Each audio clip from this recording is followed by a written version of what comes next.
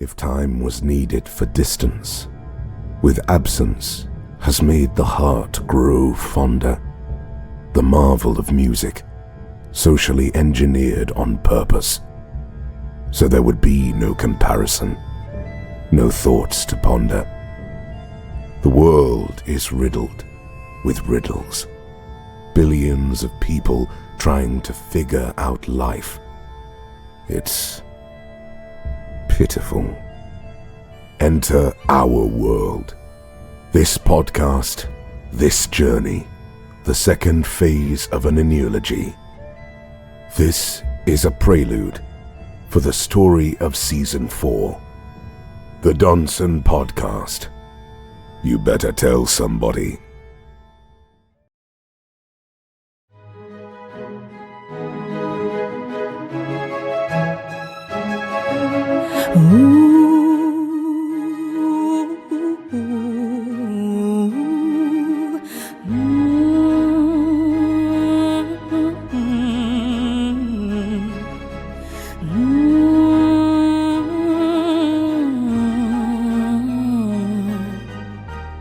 Donesians, the freedom of creativity has arrived. Let's take this journey from the US to Brazil, through India onto Europe, from Asia onto the transatlantic and throughout the world. We'll call it the dark side. The Doneson Podcast is in full effect. Watch it, feel it, listen to Shaana Montana, Uncle Rico, Rod, and Rollo. Let's put it where the goats can get This is how I feel. Only God knows where this is going. We are on the heels of something so important. This podcast has many seasons, but it won't be the last. I'm listening to the Doneson Podcast. I said, I'm listening to the Doneson Podcast. Oh, yeah. It's the Doneson Podcast. Now, I read this sports page in this small town. Yeah, they still read newspapers, right? Small towns have newspapers. And it says, Lions varsity football team improves to 4-1 on the season after beating the brakes off the Marshall Cougars. Bring the brakes off the who? Marshall Cougars. Are you serious? You cracking up. So don't forget to tune in every Monday for the audio versions of the Doneson Podcast, and every Wednesday on our YouTube channel titled The Doneson Podcast. And guess what, everybody? We have a Facebook page titled The Doneson Podcast, so you can watch us there. Now, everybody has probably had some type of extreme experience, or should I call it the unknown? Paranormal? Paranormal, right? There's another word for it, right? Mm-hmm. Or don't go around there. Now, don't turn that corner. Right? Don't turn that corner. And our guest today is Glen, and he has some unique experience with this supernatural. But before we have a convo with our guest Glen, we like to Evan E. Vigga called Rent Due in the City. Rent due in the city. Not yesterday, not tomorrow, but today. Not until that heathen apologizes for slamming the door in my face. Rent is due, and if you don't have my money, I'm going to send a Negro named Corn to come get in your shit.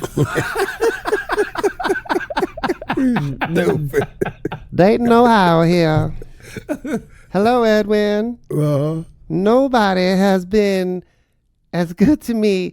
I mean, nobody has been as good to me as you. Okay. You were there for me when I needed you to be. That sounds like a song. But anyway, I just need one more favor on the rent this month. Oh, Lord. You late again? Bye. Susan, you better have my money on the 15th. That's an extra 12 days. You can't say I haven't been good to you, baby. Respect goes a long way around here.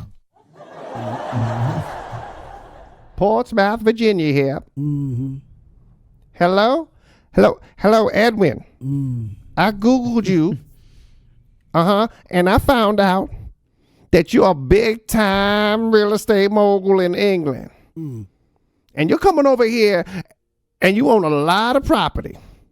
So tell me this, why is it that you're so cutthroat with having your money on the third? Because I'm gonna be late. Jackie, I Googled and did a background check on your ass, and came to find out that every place that you've ever rented from, you've been late. I've been so nice to you, Jackie.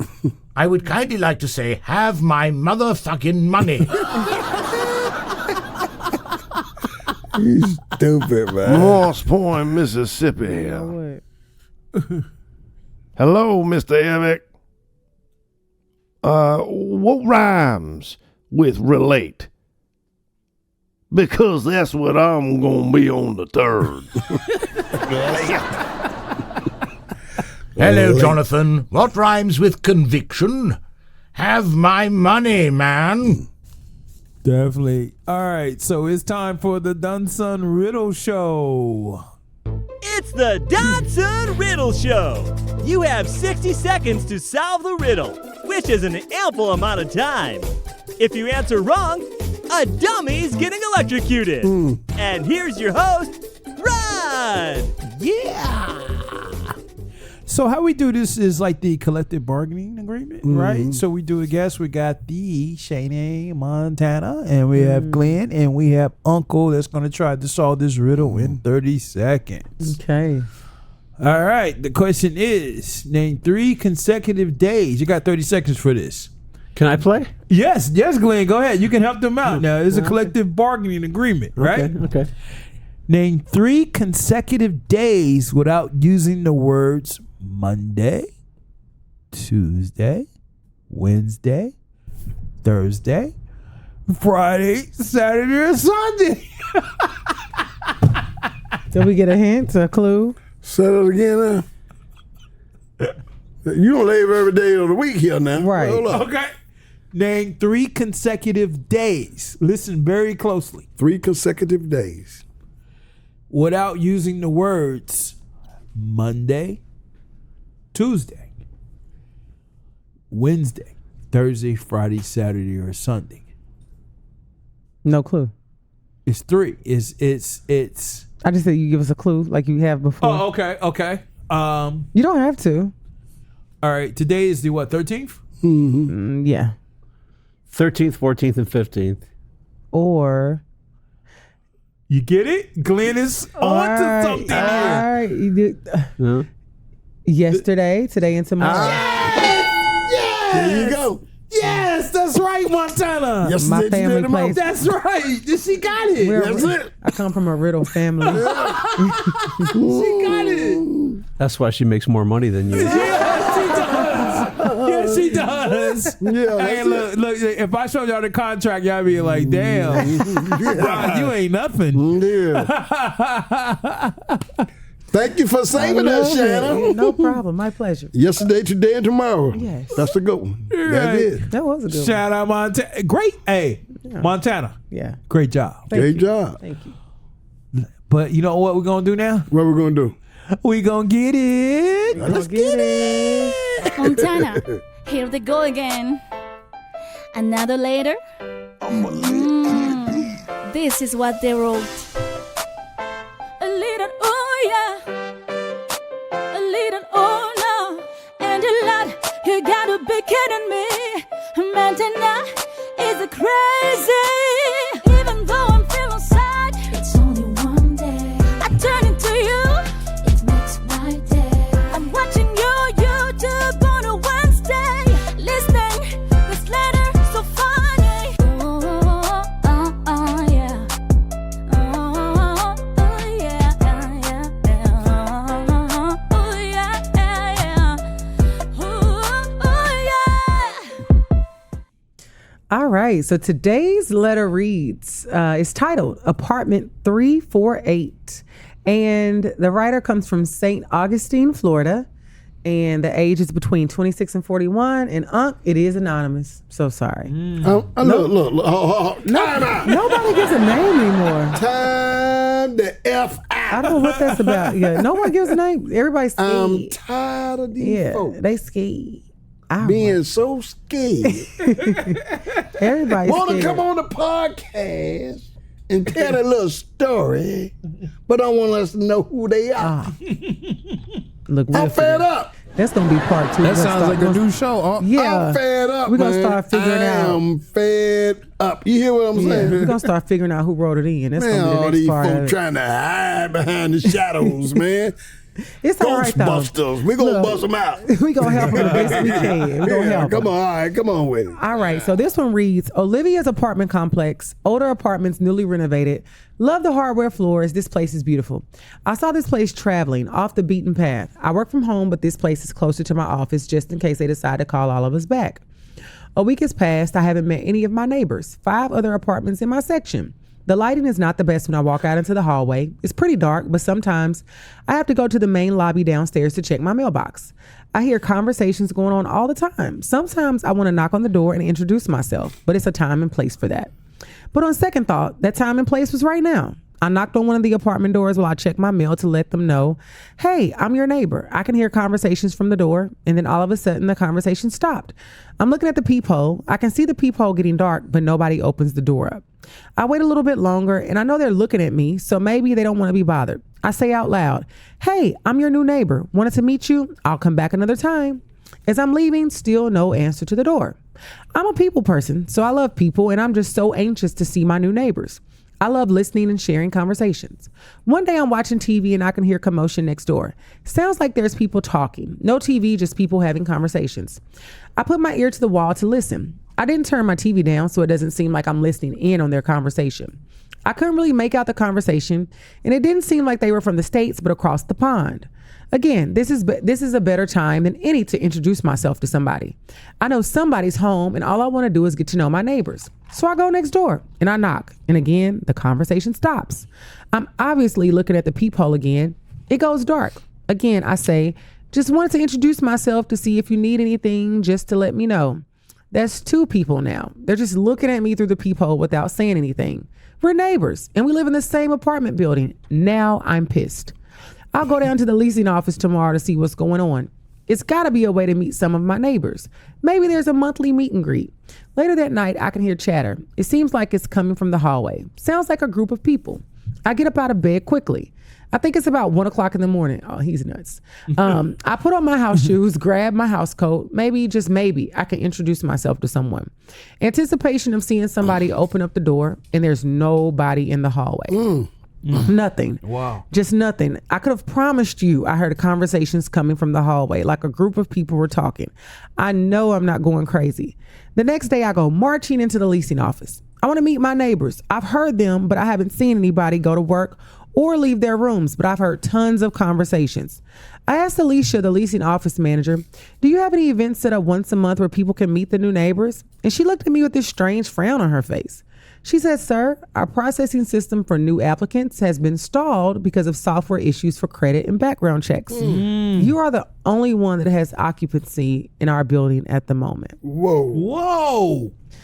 I'd have told you got some squatters up there. Because I know I ain't hearing shit. Somebody. Wow. Oliver, what do you think about this letter? People can experience hallucinations when they're high on illegal drugs, or fun drugs as I call them, such as amphetamines, cocaine, LSD, or ecstasy. I'm just saying, brothers and sisters, just saying.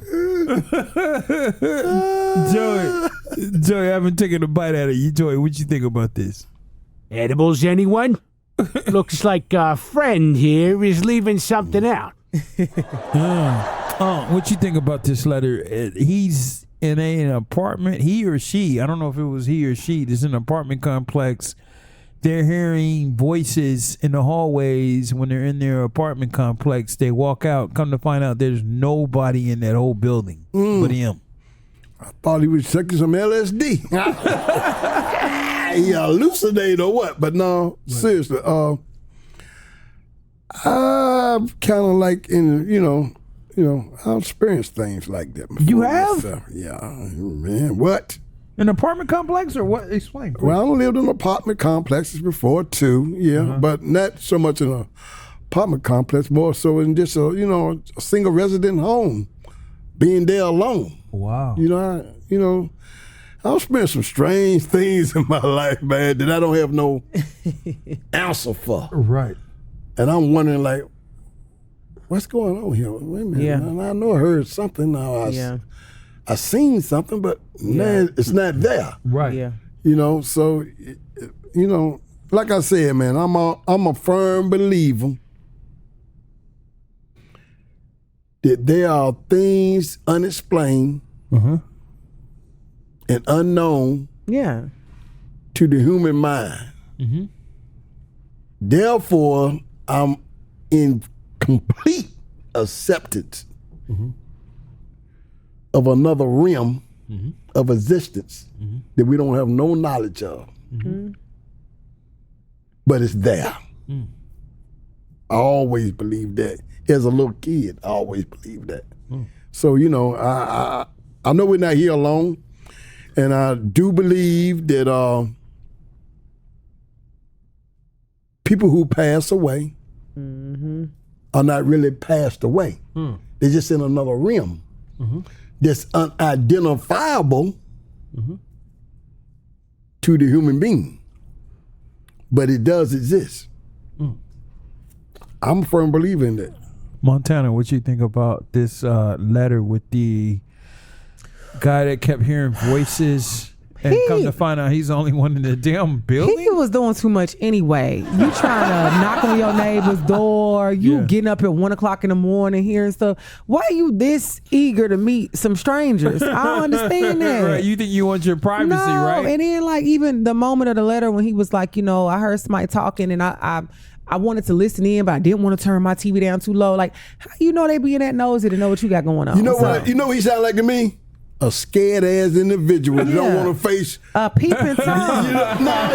He's frightened. Yeah, it's too. He's really frightened, and he don't want to accept what he hearing or what he think he see. Well, he didn't know. He didn't know he was hearing things until he went to the office. So I think it's twofold. One, I just think he's doing too much to meet strangers. Right. And then the other side of it is like now that you feel like you've heard all these voices and they're like nobody's living in there. He's scared. I think at that point I would, because what I would probably do, I would probably start going back like, was I really hearing stuff? Like I would start questioning like, was I really hearing things? Right. And then I think like from that moment on, I would pay attention. Like, if I still hearing things, then I got to get up out of here. If I'm the only person in here, but I wouldn't think too much of it because I think we all been in spaces where like we done heard some or thought something. Like I was thinking about on the other episode with Mags, like it's been times when I've been upstairs and I feel like I might have heard like some fall or noise downstairs. Right. It didn't really scare me too much. You know how we do. We just pause the TV like, hold on, let me listen. I listen for a second. Right. Nothing. I don't hear nothing else. Like, all right. Like, even if something fell, like, I feel like something could have fell. It could have been a noise. It could have been me. Like, I'm not thinking too much about that. Now, if I pause and I hear it again, then I got to figure out if I'm about to jump out the window. Right. Cause that's probably what I'm gonna do. I'm gonna jump out the window. Right. Or I'm finna leave the house. What you on the fifth floor? Yeah. I don't care. I'd rather die than see a ghost. I'm gonna risk it all. But I think in that instance, seriously, I think he just was doing a lot. He or she was doing a lot. And the other side of it, I think if somebody tells you like nobody's been up there, I think human nature, you're gonna question yourself to be like, well, did I really hear all that stuff? Right. And then you're gonna go back to your apartment and you're gonna be like, okay, if I hear it again and I know nobody don't live here, right? Now I gotta decide what I'm gonna do. But for me, I'm moving out. Like, whoa, furniture can stay. I'm gone. Deuces. Yeah, I don't play them games. I don't play them games. Deuces. Today we're on an episode with a friend of mine that we have crossed paths before in the past. In another life. The Big Five. We are a fraternity of the Big Five. Okay. Which in Nashville, you guys might say is News Channel 5. Okay. Right?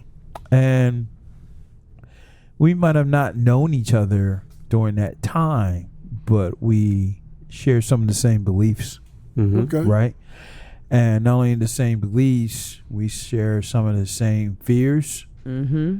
and we share some of the same outlooks on ghosts, experiences, outlooks. And he is here today to give us his experiences, his outlooks, and answer any questions, and to help us all put together really try to figure this thing out, right? Which might be a little hard to do. Glen, welcome to the show. Thank you. Welcome. Nice to be here. Definitely. Now, before we get started, Glen, if you can give us a little background of who you are, where you're from, and the subject of the show is ghosts experiences. little background music. Yeah.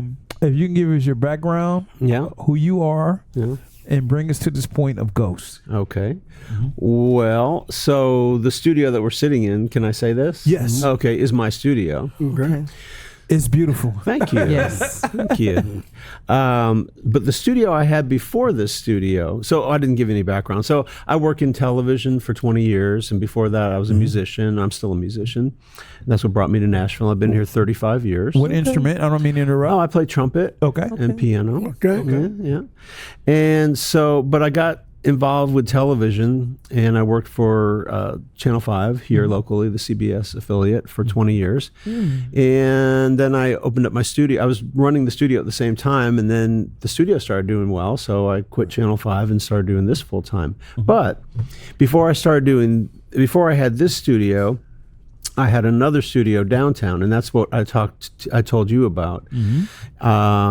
Coincidentally, though, before that studio, I had another studio in Marathon Village, and I just noticed that we were in Marathon Village. Not only Marathon Village, but the same room. We were in the owner's apartment. I filmed 3 scenes from one of my movies there, and then you did last year's shows? Yes. In the same room. Yeah, 30 episodes. Yes. And I was looking at your Facebook page and your website, and I noticed that I noticed the room, the windows that overlook the city, and that corner there, and the interstate. The interstate. Yeah. So that was my studio before the studio I'm going to tell you about.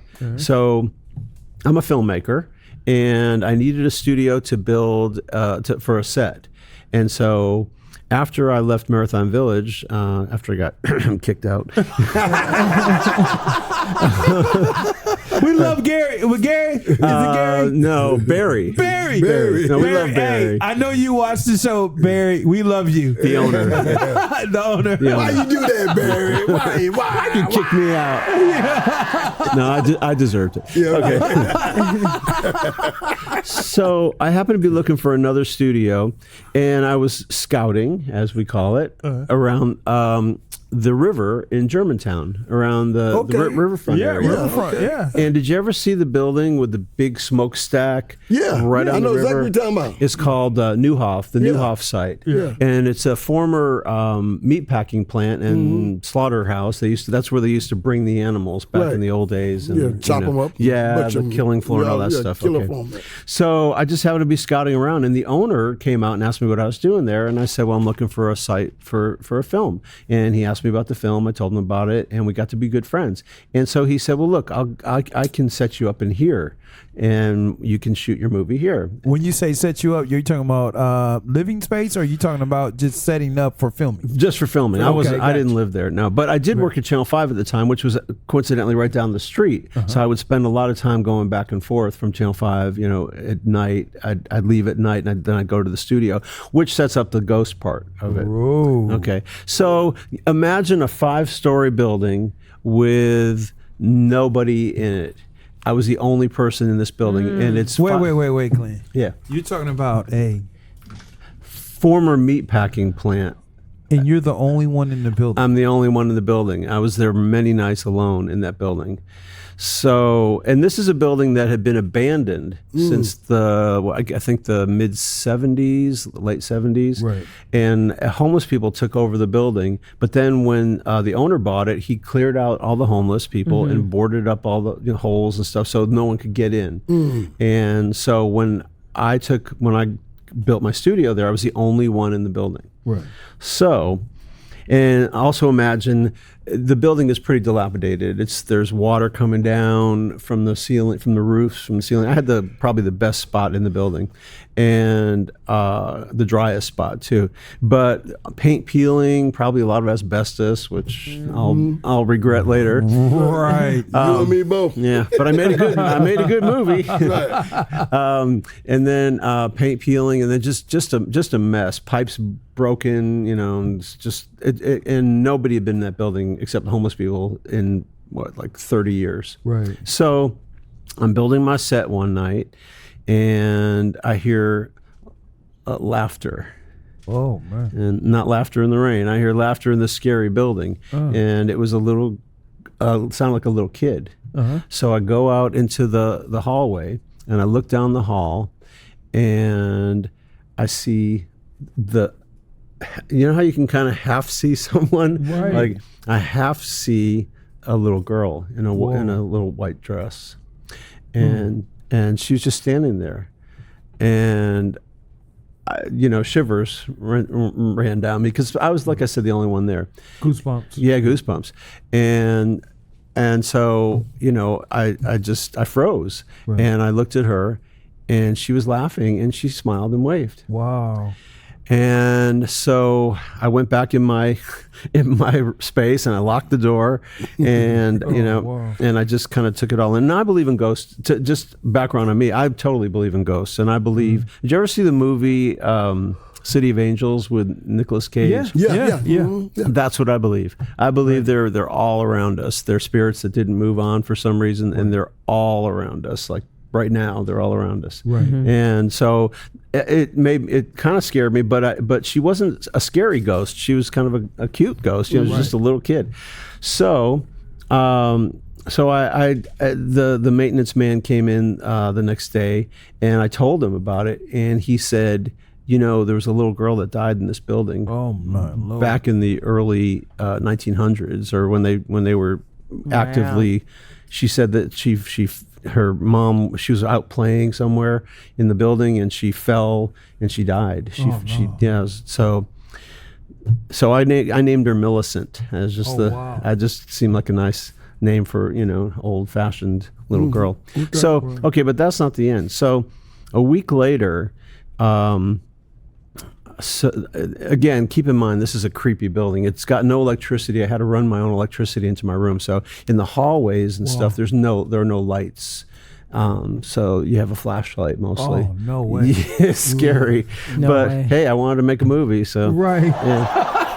the things we do. Right. So I went in the next day, and it was in the morning, and I was again the only person in the building, and I had the only key to my, and it was a refrigeration. The lower floors are all refrigeration floors. That's where they froze the meat, and so I had one of those sliding heavy metal doors, like a refrigeration tank, Right. and so. The silver doors that slide like that and make a big noise when they move because they're heavy, and I had a lock on it. So I came in the morning, walked over, and I was doing some electrical work. I walked over to where I was doing the work, and I had left a box. Those little cones that you put two wires in, and you turn it and twist it, and it turns it holds the wires together. Right. So I had put a box of those down on a table, and those little they look like little cones, connector things. Yeah. And I came in the next morning and looked, and the box had been opened, and the twisty things made a circle like a happy face with a smile, and no one had a key to that room except me. Unreal. And that was Millicent. I'm sure of it. Unreal. Yeah, I'm sure that she was. Did you ever see her again after that? No, I never saw her again. But there were other things in that building too. Now, keep in mind too, there were animals that died in there, hundreds, thousands. Because it was a slaughterhouse? Slaughterhouse, yeah. And upstairs was the killing floor where they used to kill the animals, and it was horrible. It must have been a horrible place to work. Just no air conditioning back then, and hot and. Or tell us about. So there was another room with. So I had to go down the hallway for. Can I say? Yes. To urinate. Yeah. Or we call it piss. Piss. Drain the dragon. So I had to walk down. That's it. Yeah. Oh, the puppy. Or drain the dragon. Or dinosaur, as I call it. Anyhow, so I'm a pterodactyl myself. Right. So I had to walk. Just drain it. That's it. Drain it. So I had to walk down the hallway, and there's a room that the door was always open, and there were barrels in this room, and they looked like those industrial barrels. And I don't know what was in those. You know, they were big vats, big industrial barrels, and the door was open most of the time. Well, so I went down the hallway, and I had to walk by that room, and the barrels started shaking. What? The barrels were shaking. The barrels were moving like this, and there was nothing. I don't know if it was an earthquake. I guess it could have been an earthquake or something. But those barrels were moving on their own. Unreal. And the door slammed shut. What? Yeah. So, you know, this building is haunted. Unfortunately, it's not there. It's almost not there anymore. I say almost because they're tearing it down. They're in the process of tearing it down to build condominiums. Oh, the wow. owners finally sold it and decided to take the money and run. Right. And so they're building condos along the river, which is, you know, prime. I wonder if any, like when they're building condos that. I know what you're going to say. You know what I'm going to say. Yeah, if those spirits are going to inhabit stay on those grounds. They don't just disappear. What do you hell think? yeah, Glenn? they're going to stay. Yeah, they're not going anywhere, right? That's what causes ghosts in houses. You know, that their burial, like they were, well, not always, but there could have been Indian burial mounds on that property, or people that. Yeah, I think that I totally believe that. Yeah. Those spirits never leave. Right. Man, unreal, Glenn. Glenn, let me ask you this question. Yeah. This is a tough question. It's a two-part question. Okay. Life, we're living, and then death. What is your take on why we're here, and what is your take on where do we go after we're here? Oh, it's not that tough. I believe in I believe in reincarnation, and there's a Miles Davis song called "7 Steps to Heaven." Miles Davis. Yeah. Right there. Yeah. Okay, Glenn. All right, we said it. Okay, and that's what I believe in. I believe you ascend. Hopefully, every time you die, you ascend to another level. If you were a good person, you know, and you come back as in another form, whatever that may be, or another person or whatever. But hopefully, you keep getting better and better. So that's why I think you have to do good things in life, so you can pass on and be better the next time. I like that. All right, now this is a tough question though. So this is to piggyback off the child. Yeah. Okay. Millicent. So Millicent was a child. Do you believe she ascended, or what was her purpose? No, she was trapped. She was stuck there. Yeah. Okay. She died in that building, and for some reason, I don't think she ever got out. Right. I'm starting to believe that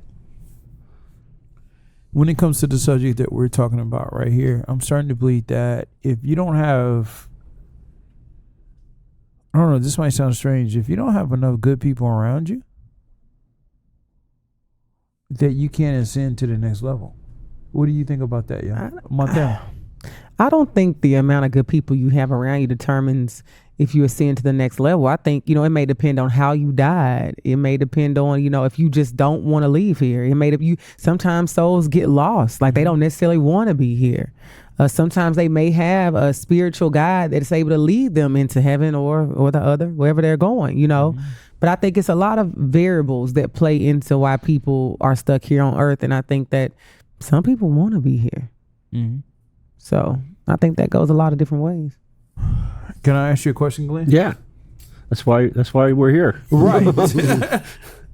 And everybody can join in on this. Life as you know it has been good to you. Uh-huh. Mm-hmm. Okay. So if it's been good to you, when it comes time to go, and you don't know the unknown, would you rather stay here, or would you rather leave it all here and say, "Hey, take me"? I just said if it's my time. Yeah. How much time do we have? You take it. You go. Well, I actually I had a out of body experience. Get out of here. Yeah, it was about 30 years ago, and it's a long story, but I'll give you the short part. Right. I almost died, and I was rushed to the hospital, and I was taken to the emergency room or somewhere, and I rose out of my body, and I looked down, and I saw them working on me. And I heard a voice, and the voice said, "It's time. Whoa. It's time. You can stay or you can go. It's your choice." So you had an option. I had an option, and I had a lot more to do, so I figured I want to stay. So when I went back they took me back to the recovery room, and the nurse said, she goes, "Wow," she says, "You're a fighter." She said. And I said, "What do you mean?" She says, "You were fighting, you were pulling out the IV, and you were struggling to come back." She said, "Because I decided I wanted to stay." Right. Do you remember when that happened? Did you tell them like I want to stay, or do you remember just like going back? No, to I your didn't body? tell anybody. It was the voice. I answered the voice. The voice said, "It's time. You have to make a decision. It's time for you to go. It's time for you to make a decision. You can go or you can stay." But that's not the scariest part. So I was doing tours at the time, sightseeing tours, and I had hurt my throat. It was a thing with my throat, and so I couldn't talk for about a week. And then when I was able to talk again, go back to doing tours, I'll never forget it because I was driving a van, and I was at there's a hotel on Franklin Road, and the last two people I dropped off were a husband and wife, and they were kind of an older couple. The husband went into his room. He said, "Honey, I'm going to go to the room." She says, "I'll be right there." And she looked at me, and I'm not lying to you. And it still makes me teary-eyed when I talk about it. She looked at me. She said, "God has touched you, hasn't he?" And this is a total stranger. Right. And she said, "He wants you to know that everything's going to be all right." Are you kidding me? I am not kidding you. And she hugged me, and she was hot, like heat was coming off her body. And she said, "God just wants you to know that it really did happen, and everything's going to be all right." Wow. And that's the honest to God truth. I am not lying. Wow. So not only did I have an out-of-body experience, but he or whoever you believe in sent someone to tell me that it really did happen, because I didn't really, you think, man, that didn't really happen to me. But confirmation. Yeah, confirmation. An angel. A living angel. Wow. And when I say she was hot, she had body heat coming off of her when she hugged me, and I could feel it. And it was that strong. And then she left, and that was it. Wow. So I thought, I've got to do good in this world, because I was literally touched by an angel. Wow. Hey, look, and I ain't lying. You know where, right there on Bell Road, where it used to be a steakhouse. It's gone now. They're going to replace it with a Panda shop. Logan's. Logan's used to be right there. Yeah. Man, me and my wife went in there one night. And we were sitting there minding our own business, finna order. And this lady walked up to us and said, "Look," she told my wife, she said, "Just believe in him," talking about me, "and you're going to get everything you ever wanted in life." These are angels. These are people that... I'm saying, my wife said, "Who is she? What was she talking about?" I said, I don't know what she's talking about. Yeah. I said angels walking. She said, "You just keep doing what you want. You're pushing for, and you're going to get it." That's why I say they're all around And then she us. walked out. Yeah. And she walked out the door. And me and my wife, we looking at each other baffled. What the hell is she talking about? Right. That was before I even started what I'm doing now. Right. Wow. Yeah. Angels among us. Yeah. Wow. Yeah. And people that don't have, and you can believe in anything, you know, any type of God you want to believe in, but if you don't have faith in something, Right. then it's You got to have faith in something. Something. You fate moves the world, right? I think so. Yeah. Faith, yeah. Yeah, faith moves the world. Yeah. Well, it does for me. Yeah. That is crazy. Do you think that in this world that there are entities that are there to stop you from accomplishing what you? No. You don't? No, you mean like the devil? Or, Yeah, right. No. What is your take on that? I think we are our own devil. I think I agree with you. I think we sabotage ourselves. We sabotage ourselves, and we set ourselves up for like karma. You know, I totally believe in karma. You know, which if you're is bad, what you do to others comes back. Absolutely. On Yeah. The law of the world, right? Yeah, that's you. Yeah. I don't. I'm glad to hear you say that. Yeah, I don't necessarily believe when I say 7 steps to heaven. I don't necessarily mean heaven. You know, like literally a place. Right. You know, I think it's in here. Yeah, for sure. Yeah. Right. So, and same with hell. Right. Yep. So let me ask you something. Do you think it's any particular thing that transpired through your life, your journey, that has pretty much encountered you to believe a certain way? No, I don't know. I just try to be a good person. I try to do the right thing. I try to be as good to people, you know. I try to treat people the way I would want to be treated. Right. And I don't. There's there hasn't been any spiritual path for me or anything like that. It's just, and that you know, that incident I had with the out of body experience, I have no idea why that happened to me and why I was also given the confirmation by that lady that it happened. I mean, I just thought this is, you know, that's pretty special. So and that, you know, confirmed my belief that there's a higher power. All right. One last question. Glenn, are you military? No. You're not? No. Okay. All right. So the reason I'm asking that, I'm trying to figure out if there's anything that's kind of like try to sway you from your journey or any mark, but you said the devil is really within, is with yourself. Yeah, I've been lucky. I've been very lucky, you know, in my life. I've always had, when things start to go bad, somehow they turn around, you know, and you know, if I don't have money, you know, somehow I get money, you know, just things happen. I don't know why. I just, you know, I think it's karma. And like I said, I just try to be nice to people. And So one question. So when you have these certain encounters within your life, do you feel as if there's something beyond you that's working or guiding you or? Yeah. And, you know, some people call it God, you know, and I don't necessarily have a religion or anything, but I just believe in a higher power. Yeah. And again, you know, karma and just being good. As good as you can be. Excellent. Yeah. So, I got my eye on that sandwich. Are you sure that's well, that is that's Joey. Eat me. Would he be offended? Would he be offended if I take a bite out of it? Well, New York. Sorry, y'all. In New York has a lot of crime. If you bite them, you'd be taking a bite out of crime. You like that, Montana?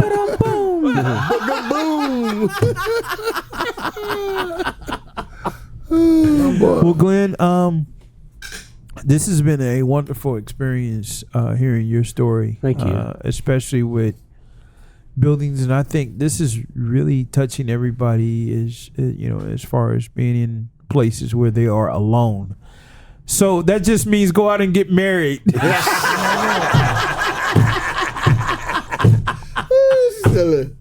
All right, now get out of my studio. Good night.